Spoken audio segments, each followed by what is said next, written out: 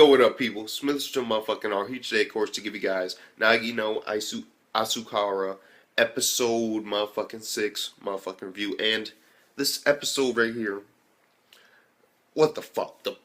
All I gotta say, the plot fucking thickens. Like, oh my god. Kihara, you can't hate anybody. That's all I can fuck. Like, you can't hate anybody. Kihara is being a nice gentleman and a good guy. And Monica, she's in her time of need, and fucking she's fucking blowing her off, and Monica's trying to constantly like get Chi involved with Hikari. And Monica's like, why don't you just forget about it? You know, she's ruining her life and she feels horrible about it. And then there's this whole thing of the majestic, beautiful sunset underwater, which was the shit. Like, oh my fucking 3 suns, and I'm like, yes, my nigga, oh my god, and they're all watching it together, and they're like, I wish the guys were here, and the guys were like under them, like fucking like snooping and shit. And I swear to God, I need to know right now if Monica knows that what the fuck is what's going on with them, because Hikari, this dude, he's getting mad jealous in this episode, and he's like going to extremes, and he's seeing how Monica looks at, you know, Kihara, and he's getting like upset by that, and he just really can't like him. And it's this whole conflict between them because, in a sense, Hikari really likes fucking Monica, but Monica, I don't even fucking know anymore. Monica's like trying to set him up with fucking Chi, but like Monica sort of likes him too, but she also likes fucking Kihara, but a little bit more. I don't know. And then Hikari, he only gives a fuck about her. And then there's another nigga, I cannot remember his name right now, but you know who the fuck I'm talking about. That's in every fucking episode. And now apparently got some fucking fangirl who's a land person, and these girls are helping build him a fucking float because they destroyed it, and like also other students, and they're making friends. There's like titty grabs and shit, and all the guys are just watching like, oh my god, fucking swim class sucks. Then the women come out, and all the girls are like covered up in towels except for 2 girls, and that's of course the C people. And there's these kids are just looking at they're just looking at cheese titties, and they're like, oh my god, it was hilarious. It was like memories, fuck it, memories. And then now basically we got 2 dudes that are trying to get with Chi, like legit in the middle school. Like, yeah, they came to help for Chi. Like, you know, they're going after Chi, but they're trying to make it seem like they're just here to help. And the girls know what's going on. They're like, oh, you're kind of mad, aren't you, that Chi left? And so now Monica and Chi, they sort of made up at the end of the episode, but throughout the episode there was like turmoil. Like, and of course Hikari, he fucking busted up his toenail and it came off when he's swimming in the chlorine water. And Kihara whooped his ass in swimming because it was chlorine water, of course, and he was doing the crawl, but excuses, it don't matter, he still whooped her ass.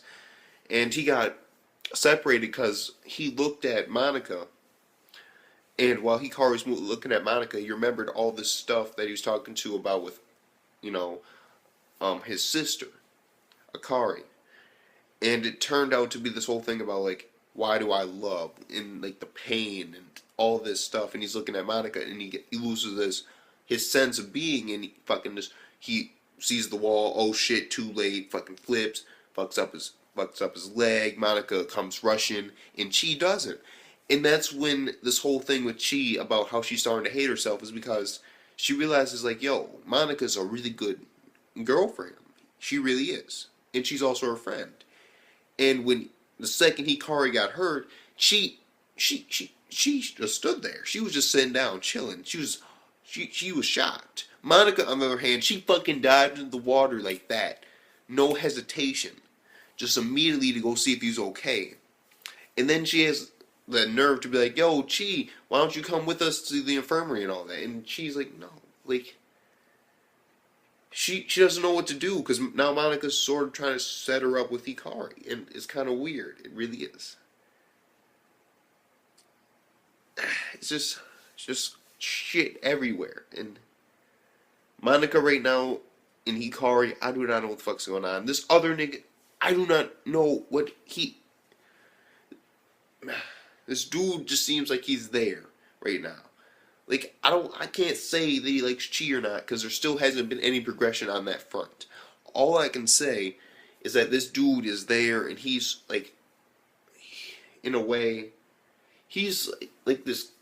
He's part of the story, and he's like a main character in a sense. He's part of the main group, but he's more of an off character. He to me, it doesn't seem like he's just a bystander. In it. He's just a friend that's watching all this love triangle shit go down as it seems right now. Because I want to say that he might have a crush on Chi, or he might like her, but still no confirmation. Mostly because this nigga don't got nobody to talk to about it. Because Chi talks to him about her problems, and you know he can't really talk about it to Ikari because Chi she likes Ikari, and then that would complicate things. And he can't talk to it about with Monica because, well, why can't he? Because Monica now knows that the whole situation, but he doesn't know that Monica knows. He's out of the loop in a sense right now. But if he did find out, he could probably talk to Monica about this whole situation that he's having, possibly that he likes Chi and she's in love with Hikari and Hikari's in love with you and you're in love with like it's like all over the place. If that happens, I can see it happening. But for right now, I'm just gonna say that he is the innocent bystander friend that's watching all this love triangle shit happen. Like fucking love fucking web. No, it's a fucking web. It ain't no triangle. It is a web. I showed you guys the web in like episode 3 of my fucking review, and then after that, I lost the shit. So it's gone forever. And I'm not making another one. No. The web is too big already right now. That took up like an entire piece of paper. Just the web from episode 3, and then all the shit's even got more complicated, but it hasn't added many more characters, so I'm digging that. But still, it's added a couple that we're probably going to see throughout the anime. And it looks like, in a sense, the people of the sea and the people of the land, they're getting along pretty good.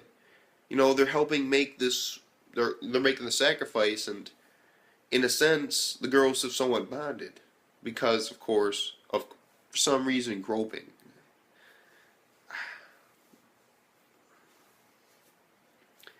But it's good, though. The romance aspect is there 100%. And so is the drama. It really is. And so, with that being said, I gotta get this episode over here. You know what? The way it's keeping up the story, and it's just adding so much, and they resolved a conflict in like one episode. That carried on from the previous one, and it was resolved in this episode. It was heavily pushed on it, the whole conflict, and then it was easily squashed and resolved near the end. Through this whole like flashback about when she got really upset when they were kids, and when it talked to her when she got angry like this before at her because of this event with the 3 sons that happens during certain times of the year, and it's really rare.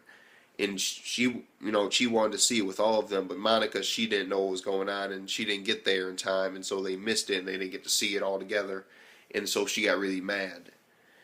And so, in order to make up for it, she gets Chi, Monica. She sees it, she gets Chi, and she brings her to this spot, and they start talking, and they work it all out in a sense, so they come to an understanding. So it seems like the problem is somewhat squashed, but it needs a little bit more information because they didn't really talk about the main problem at hand. It was mostly just Chi, like, oh my god, I feel like a horrible person, I don't know what's going on. And they haven't brought up Hikari at all yet, and if they did, that would be a very big thing considering Hikari is right under them and can hear everything they're saying.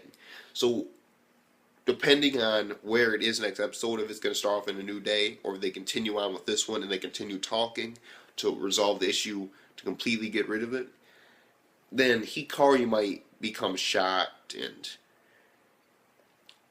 it might just make shit a whole bunch more complicated. Yeah, that's the best way I can say it. It's going to get a shitload more complicated if they continue on with the conversation. And Hikari realizes that she likes him, and then because he already realizes that Monica, she even said it in front of him, and that still hasn't been brought up yet, the fact that she likes Kihara. That was brought up. She said that she could see herself, like, marrying him. In Hikari, he heard that, and they haven't brought it up, like, ever since then. Not once. And that's kind of rubbing on me, because that's a big thing that he heard. And I was expecting them to, push on that. But there is 26 episodes, so I'm assuming that will come back at some point. I really do. Or it will be just one factor in a fucking house of cards that's going to make this bitch fall down. Because this bitch right now is just getting stacked up higher and higher and higher. And one day, this fucking house of cards is just going to fall the fuck down. And out of the turmoil and wreckage is going to be a great fucking story, hopefully with a non-shitty ending. Please. And so with that being said, this episode right here, 9 out of 10, it was a good episode. And basically, peace the fuck out. It was a good episode, and I cannot wait for next week's episode. See you guys later.